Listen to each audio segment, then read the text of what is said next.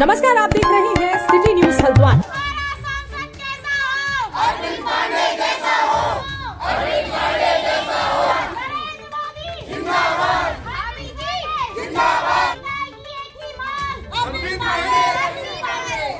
की सीट है, इसको अरविंद पांडे जी जैसा नेता संभाले। हम चाहते हैं कि हमारे आने वाले सांसद माननीय हमारे पूर्व शिक्षा मंत्री अरविंद पांडे जी रहे। हमें अरविंद पांडे जी जैसा चाहिए, क्योंकि जब वो पहले शिक्षा मंत्री थे तो उन्होंने एनसीईआरटी का पैटर्न करा था। लोकसभा चुनाव में अभी कुछ समय का वक्त बाकी है। भाजपा की ओर से टिकट किसको दिया जाएगा, इसमें अभी सस्पेंस बरकरार है। लेकिन नैनीताल उधम सिंह का सीट से टिकट दिए जाने की मांग को लेकर अब राजनीति शुरू हो गई है। लालकुआ के हल्दूचौड़ में आज अरविंद पांडे को सांसद का टिकट दिए जाने की मांग को लेकर क्षेत्रवासियों ने जमकर नारेबाजी की। जी हां, आपने सही सुना। आज लालकुआ के हल्दूचौड़ में कार्यकर्ताओं ने अरविंद पांडे को सांसद का टिकट दिए जाने की मांग की। इस दौरान मुख्यमंत्री जिंदाबाद एवं प्रधानमंत्री नरेंद्र मोदी जिंदाबाद के नारे भी लगाए। क्षेत्रवासियों ने कहा कि गदरपुर से वर्तमान विधायक अरविंद पांडे ने शिक्षा मंत्री रहते हुए एनसीईआरटी को प्रभावित तरीके से लागू करवाया था।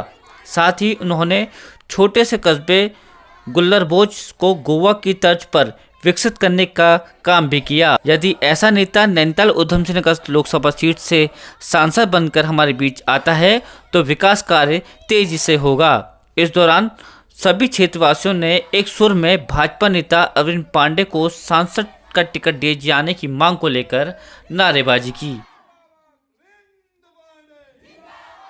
सांसद के रूप में हम चाह रहे हैं कि अब आगे को हमें जो हमारी ये 56 विधानसभा और हमारी जो नैनीताल उधम सिंह की सीट है, इसको अरविंद पांडे जी जैसा नेता संभाले, जिन्होंने शिक्षा के क्षेत्र में इतने काम किए, खेल के क्षेत्र में इतने काम किए। बीसीसीआई के माध्यम से यहाँ इन्होंने बच्चों को इतना निखारा है और यहाँ ये क्रिकेट उत्तराखंड को जो इन्होंने प्राथमिकता दी है, तो यहाँ के बच्चे अब यहीं खेलेंगे और बच्चों के लिए इतनी सुविधाएं दे रखी इन्होंने। और साथ ही में पांडे जी, इस माध्यम से पांडे जी से ये भी कहना चाहता हूँ कि कल हमारी रैली है गौला संघर्ष समिति वालों की, वहाँ भी हम अपना खड़े होकर हम अपना समर्थन देंगे, ताकि आगे को उनके साथ साथ हमारा भाग्य भी बने और हमारे साथ साथ उनका भाग्य भी आगे को बनता रहे। हम चाहते हैं कि हमारे आने वाले सांसद माननीय हमारे पूर्व शिक्षा मंत्री अरविंद पांडे जी रहे, क्योंकि उनके कार्यकाल में हमने बहुत ही अपना विकास देखा है, चाहे शिक्षा के क्षेत्र में हो, खेल के क्षेत्र में हो और हमारे पंचायती राज के क्षेत्र में हो। तो जो बंदा विकास लाएगा हम उसके साथ हैं, हमारा पूर्ण समर्पण उन्हीं के साथ है।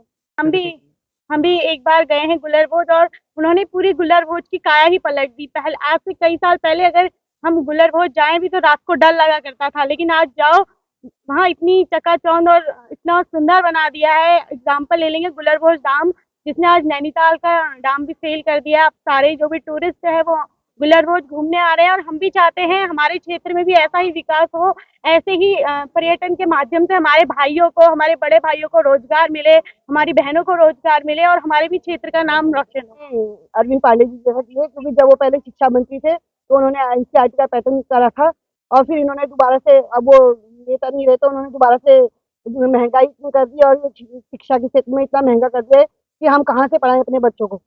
और गौला का रोजगार पहले बंद कर दिया। सांसद कोई है नहीं देखने आगे वाला, है नहीं कोई हमें देखने वाला, तो हम किससे गए। अरविंद पांडे जी ने जब यहाँ थे, शिक्षा मंत्री थे, तो हमारे इसका विकास करा था, इतने अटल कॉलेज खोले बच्चों के लिए।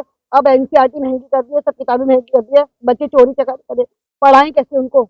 बिल्कुल 100% हमारा समर्थन है उनके साथ। इस खबर को लेकर आपका क्या कुछ कहना है, कमेंट में जरूर बताएं। ऐसी ही अपने शहर हल्द्वानी की हर छोटी बड़ी खबर को देखने के लिए सब्सक्राइब करें आपका अपना YouTube channel city news Haldwani.